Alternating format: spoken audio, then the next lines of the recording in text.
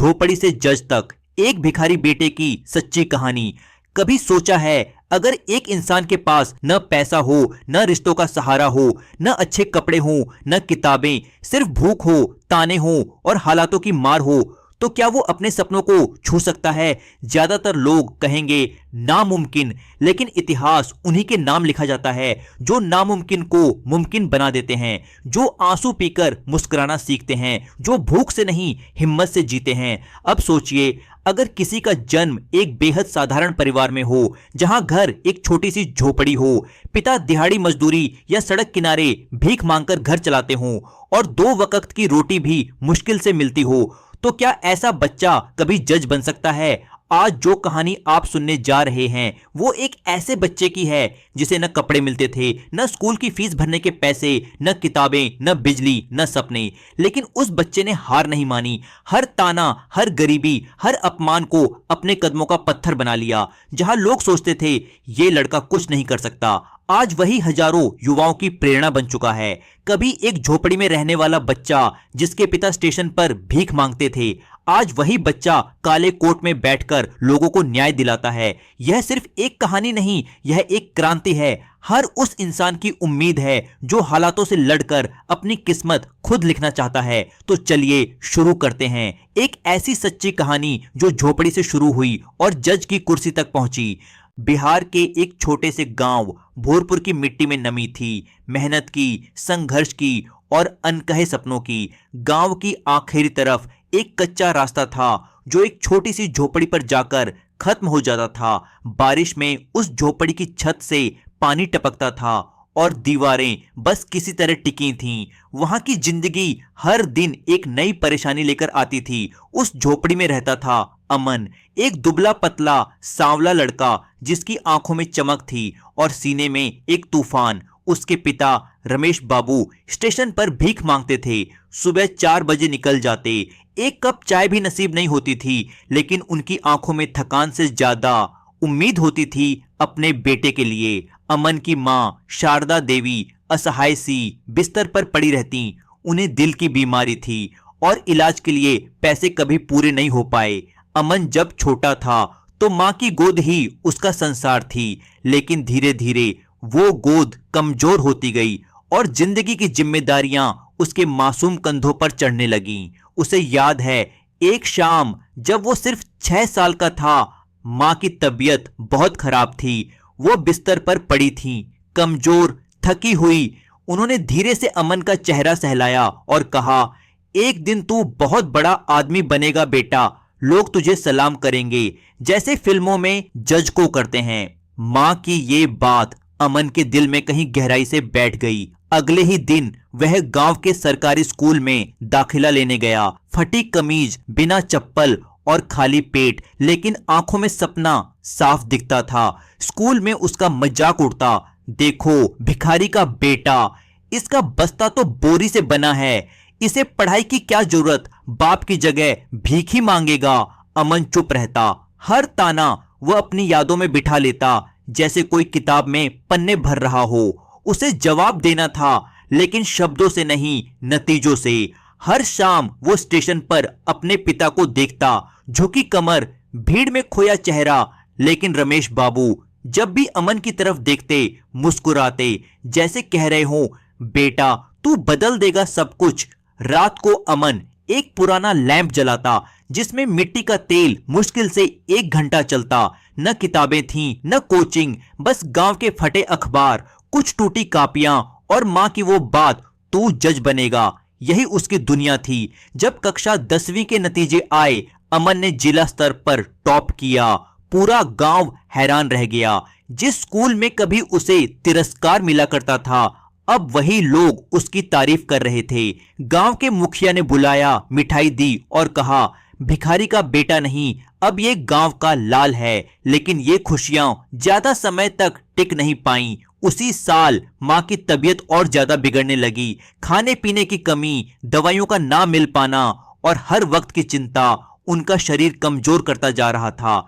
एक रात जब अमन पढ़ाई कर रहा था, मां दर्द से कराह उठी। अमन दौड़ा, उनका माथा सहलाया और चुपचाप पास बैठ गया। उसने माँ की कमजोर होती आंखों में देखा और मन ही मन एक वादा किया, माँ अब ये सपना सिर्फ आपका नहीं रहा, ये अब मेरा संकल्प है। मैं एक दिन ऐसा बनूंगा कि आपको मुझ पर गर्व होगा। अमन ने पटना के एक छोटे से कॉलेज में दाखिला लिया। अब उसकी जिंदगी में 3 और चीजें थीं। सुबह 4 बजे अखबार बांटना, दोपहर को ट्यूशन देना, रात को रेस्टोरेंट में बर्तन धोना। समय नहीं था थकने का। कई रातें आईं जब पढ़ते पढ़ते वही जमीन पर सो गया। नींद कम होती जा रही थी, लेकिन हौसला और बड़ा होता जा रहा था। कॉलेज में तय किया वो यूपीएससी देगा और जज बनेगा। सब हंसे, खाने को पैसे नहीं, कोचिंग कहां से करेगा, पहले ढंग के कपड़े पहनना सीखो फिर जज बनना। लेकिन अमन अब हंसी से नहीं डरता था। उसकी आंखों में अब सिर्फ मां थी। उसने खुद से पढ़ाई की, पुरानी किताबें, यूट्यूब के फ्री लेक्चर, दोस्तों से मांगे गए नोट्स। पहली बार परीक्षा दी, असफल रहा। दूसरी बार फिर असफल। तीसरी बार उसने पहली चरण की परीक्षा तो पास कर ली, लेकिन मुख्य परीक्षा में हार गया। लोगों ने कहना शुरू किया, अब छोड़ दे, ये तेरे बस की बात नहीं। लेकिन अमन ने अपनी डायरी में लिखा, जिन्हें रास्ते नहीं मिलते वो रास्ता बनाते हैं, और मैं भी बनाऊंगा। चौथी बार परीक्षा दी और इंटरव्यू तक पहुंचा। इंटरव्यू में पूछा गया, तुम्हारे जैसे परिवार का बच्चा अगर जज बन जाए तो समाज क्या सोचेगा। अमन की आंखें भर आईं, लेकिन उसने जवाब दिया, अगर मेरा समाज मुझे भिखारी का बेटा समझता है तो मैं उन्हें बताऊंगा कि वही बेटा अब न्याय की कुर्सी पर बैठेगा। मुझे सिर्फ अपना नहीं, माँ बाप का सपना पूरा करना है और समाज को उम्मीद देनी है। बोर्ड में सन्नाटा छा गया। वो दिन आया जिसका इंतजार पूरे जीवन भर था। यूपीएससी का रिजल्ट आया।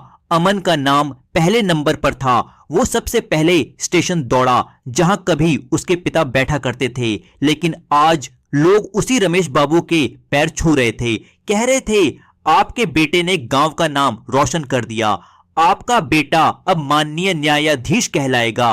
अमन आज एक जज है, एक ऐसा न्यायाधीश जिसकी अदालत में जब कोई गरीब आता है तो सिर झुकाकर नहीं, सीना ठोक कर खड़ा होता है, क्योंकि वो जानता है गरीबी क्या होती है। वो आज भी गांव जाता है, उसी स्कूल में बच्चों को मोटिवेट करता है। उसके शब्द होते हैं, तुम्हारा जन्म कहां हुआ ये मायने नहीं रखता, तुम क्या बनते हो यही सबसे बड़ा जवाब है। अमन की कहानी हमें सिखाती है कि मेरी हालात कितने भी बुरे हों, अगर कर्म पर विश्वास हो तो दुनिया की कोई ताकत आपको सफल होने से नहीं रोक सकती।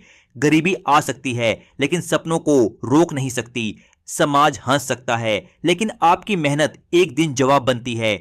माँ बाप की दुआएं अगर आपके साथ हो तो रास्ता चाहे जितना मुश्किल हो, मंजिल पक्की होती है। अमन की कहानी हम सबके लिए एक मिसाल है। ये साबित करती है कि किसी भी इंसान की शुरुआत उसकी मंजिल को तय नहीं करती। अमन की तरह हर एक इंसान के भीतर एक चिंगारी है, बस उसे हवा देने की जरूरत है। याद रखिए, जिंदगी में कभी हार मत मानो। लोग क्या सोचते हैं उस पर वक्त बर्बाद मत करो। जब आप सिर्फ दूसरों की बातें सुनकर अपने सपनों को छोटा करने लगोगे तो मंजिल तक पहुंचना बस एक ख्वाब बनकर रह जाएगा।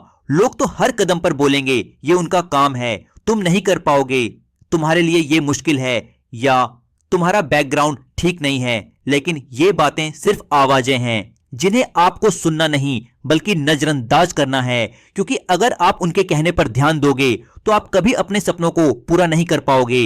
इसलिए अपने अंदर की आवाज को सुनो, अपने लक्ष्य को पकड़ो और पूरी ताकत से उस पर ध्यान लगाओ। जुनून और मेहनत ये दो जादुई हथियार हैं जो हर बाधा को पार करके आपको आपकी मंजिल तक पहुंचाते हैं। भले ही सफर कांटों से भरा हो, चाहे लोग कितनी भी हंसी उड़ाएं, जो इंसान अपने अंदर की आग को बुझने नहीं देता वही एक दिन इतिहास बनाता है। हर दिन अपने आप से कहो, मैं हार नहीं मानूंगा, मैं अपने सपनों को पूरा करके रहूंगा, क्योंकि आपकी जिंदगी की कहानी सिर्फ आपकी मेहनत और हिम्मत से लिखी जाती है, ना कि दूसरों की राय से। अगर आज आप जिंदगी से हार मानने की सोच रहे हैं तो एक बार खुद से कहिए, अगर अमन कर सकता है तो मैं भी कर सकता हूं। और याद रखिए, सफल होने के लिए आपको केवल एक बात करनी है, खुद पर विश्वास। जब आपके अंदर खुद पर विश्वास होगा तो कोई भी मुश्किल आपके हौसले को तोड़ नहीं पाएगी। हर बाधा आपके लिए एक सबक है जो आपको और मजबूत बनाता है। असली जीत तभी मिलती है जब आप गिरते हो, फिर उठते हो और तब तक कोशिश करते हो जब तक मंजिल नहीं मिलती। इसलिए उठो, अपने सपनों को पकड़ो और पूरी ताकत से उनका पीछा करो, क्योंकि ये जिंदगी आपके सपनों को जीने का एक मौका है और ये मौका कभी वापस नहीं आता। तो चलो आज से अपने सपनों को सच करने की नई शुरुआत करें। फ्रेंड्स, अगर आपको ये कहानी पसंद आई हो और आप ऐसी ही दिल छू लेने वाली, हौसला बढ़ाने वाली और सोच बदल देने वाली कहानियां सुनना चाहते हैं तो चैनल को जरूर सब्सक्राइब करें। अगली कहानी शायद आपकी जिंदगी से मिलती जुलती हो। फिर मिलेंगे एक नई प्रेरणा, नए जज्बे और नई उम्मीद के साथ। धन्यवाद।